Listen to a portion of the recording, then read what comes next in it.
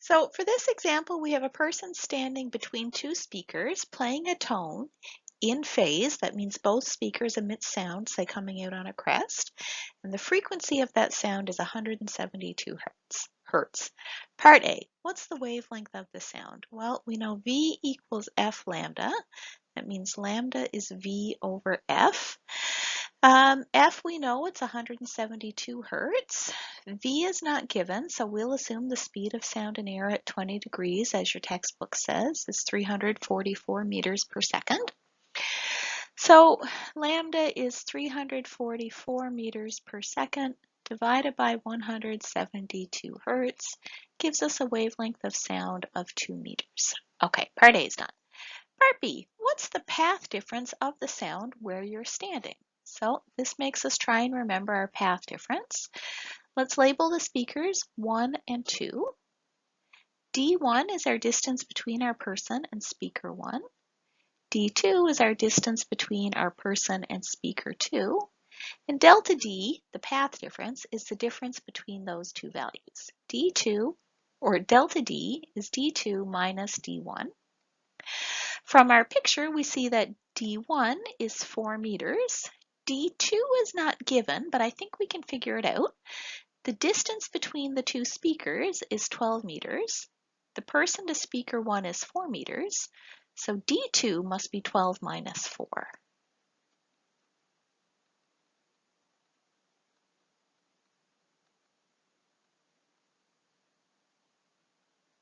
Because 8 and 4 add together to give us 12.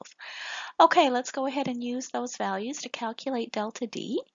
8 meters subtract 4 meters equals 4 meters.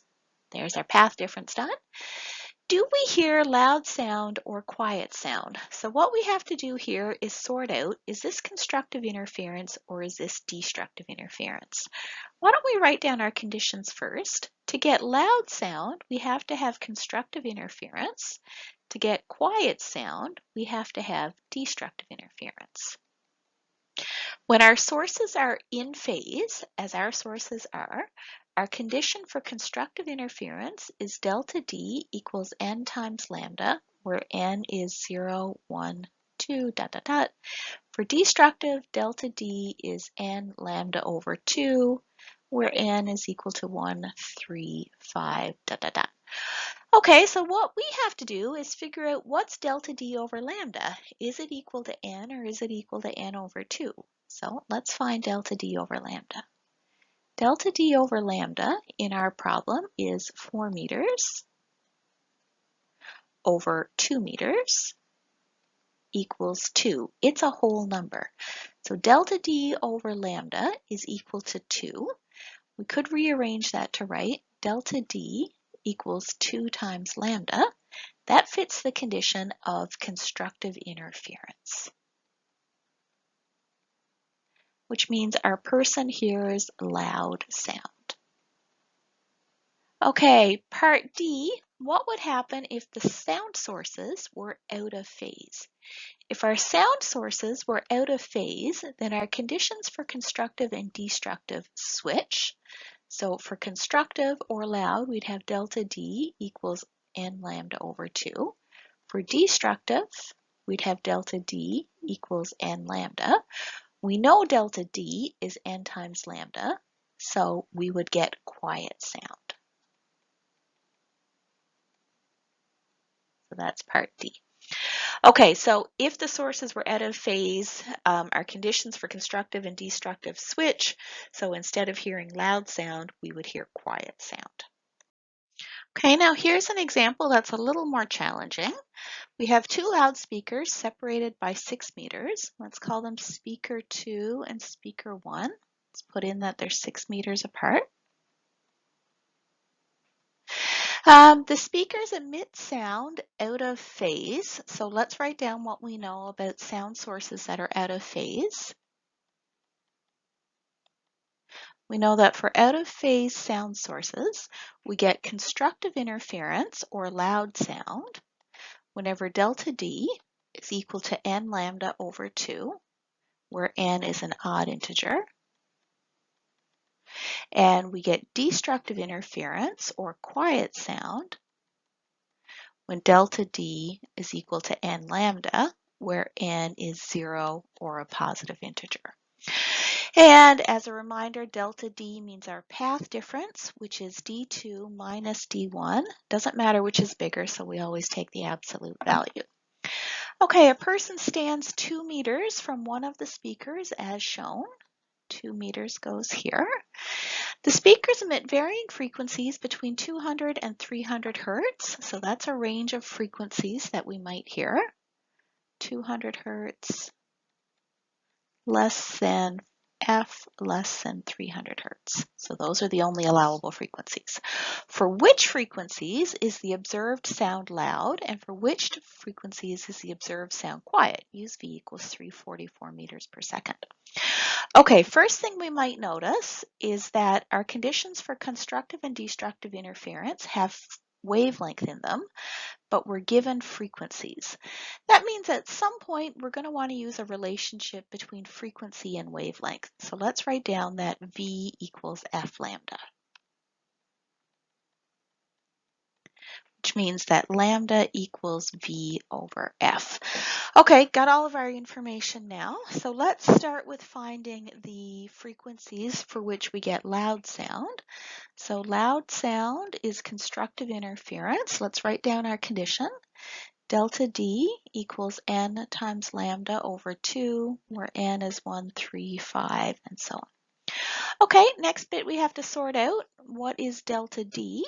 So delta D is D2 minus D1.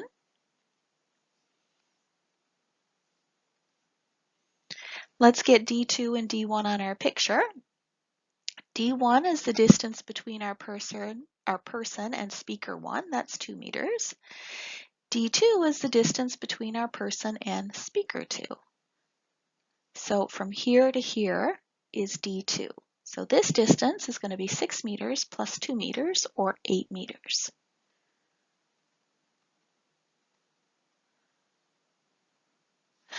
Okay, let's use these numbers and find our path difference. So 8 meters, subtract 2 meters to get 6 meters. Okay, this is actually a pretty interesting result.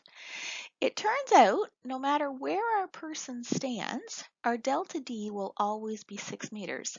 If you want, you can try that out for yourself. You can put D1 at some different values if you wish, say 3 meters or 4 meters or 5 meters. You'll see that your delta D is always 6 meters. Okay, let's carry on with our problem.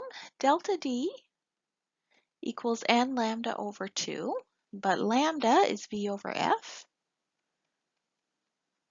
So we have n times V over 2F. We're trying to find our frequencies. So let's solve for F. F equals n times V over 2 times delta D.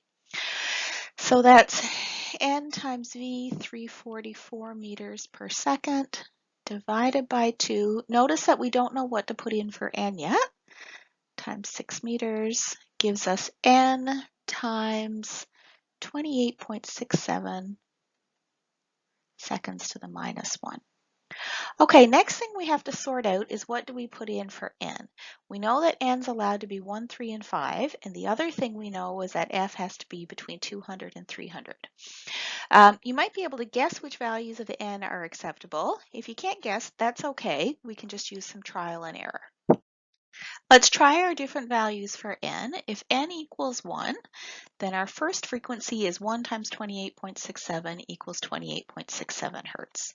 That one's wrong because it's less than 200. Our next allowed value of n is 3.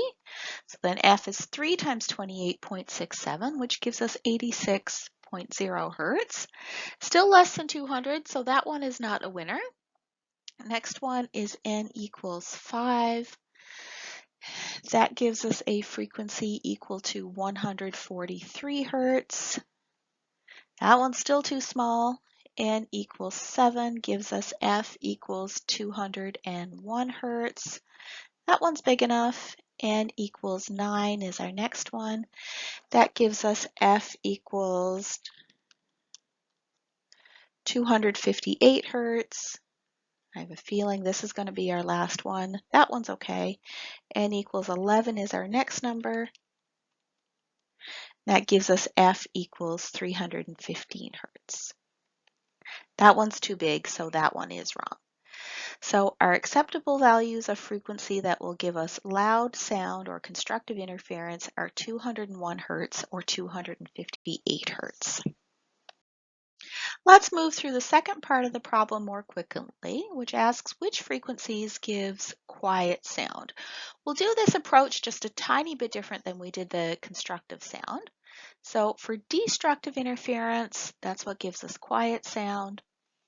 We know that delta D equals n lambda. We know that lambda is V over F, and we know that our n has to be an integer. Let's solve for F.